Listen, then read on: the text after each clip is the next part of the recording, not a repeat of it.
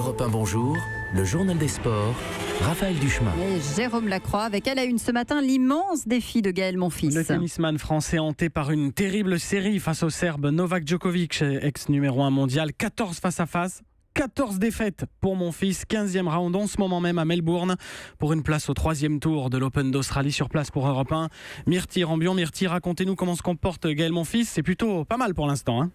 C'est plutôt pas mal, effectivement, Jérôme, puisqu'après 55 minutes de jeu, Gaël Monfils a l'avantage dans cette rencontre face à Novak Djokovic, ancien numéro 1 mondial et sextuple vainqueur ici à Melbourne. Il a remporté au forceps la première manche, 6-4.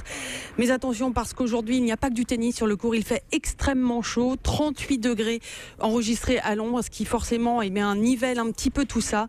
6-4 donc, Gaël Monfils, et 1 partout dans la deuxième manche. Et merci Myrtille, et hydratez-vous cette nuit. Qualification de Caroline Garcia et de Maria Sharapova pour le 3e tour. Exit en revanche l'Espagnol Muguruza, 3e mondial, sorti par une Taïwanaise, 88e mondial. Le mot sport du jour. Sifflé, il s'est fait siffler Neymar hier soir au Parc des Princes par une partie de ses propres supporters de foot, ceux du PSG pourtant.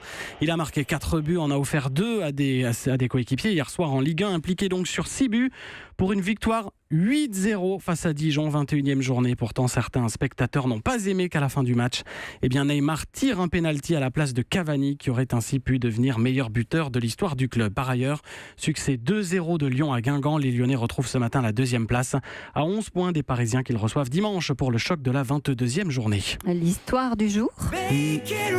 Make It Rain d'Ed Sheeran. C'est sur ce titre que s'est produit hier le couple de patineurs artistiques français, Vanessa James, Morgan Cyprès, au championnat d'Europe à Moscou. Un sans faute sur le programme court. Ils sont en tête à l'issue de cette première partie du concours. L'or leur tend les bras ce soir à l'issue du programme libre. Cet or européen-là, la France ne l'a plus gagné depuis 86 ans. Merci Jérôme, c'était le journal des sports. Europe 1.